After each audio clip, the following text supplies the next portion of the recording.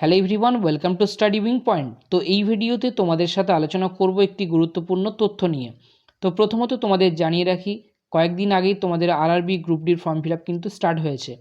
তো form fill up করার সময় তোমাদের অনেকেরই একটি প্রবলেম হচ্ছে যে তোমাদের মাধ্যমিকের সার্টিফিকেট নাম্বার। তো সেক্ষেত্রে মাধ্যমিকের সার্টিফিকেট নাম্বার প্রমাণ সহিত তোমাদের কিন্তু আমি দেখিয়ে দেব।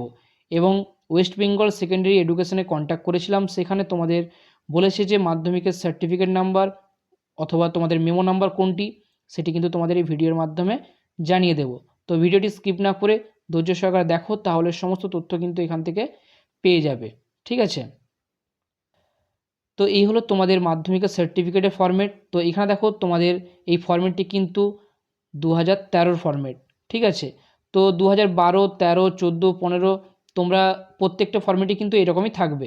ঠিক আছে, তো এখানে তোমাদের প্রথমে দেখবে তোমাদের নাম থাকবে, তারপরে তোমাদের গার্জেন নেম, তারপরে তোমাদের স্কুল নেম এবং ডেট অফ বার্থ, গ্রেড, প্রত্যেকটি তোমাদের কিন্তু এই ফরম্যাটই থাকবে। ঠিক আছে, এবং তারপরে তোমরা দেখে নেবে যে বাঁ দিকের ওপরের দিকে তোমাদের একটি সিরিয়াল নাম্বার থাকবে, ডান দিকের ওপরের দিকে একটি সিরিয়াল নাম্বার থাকবে, এবং তারপরে তোমাদের বাঁ দিকের নিচের দিকে একটি সিরিয়াল নাম্বার থাকবে, এবং ডান দিকে অ্যাডমিনিস্ট্রেটর যেখানে লেখা আছে তার নিচে একটি সিরিয়াল নাম্বার থাকবে। ঠিক আছে, তো অ্যাডমিনিস্ট্রেটর যেখানে তোমাদের লেখা আছে তার নিচে যে সিরিয়াল নাম্বারটি আছে সেটি কিন্তু তোমাদের মেমো নাম্বার অথবা তোমাদের মাধ্যমিকের সার্টিফিকেট নাম্বার।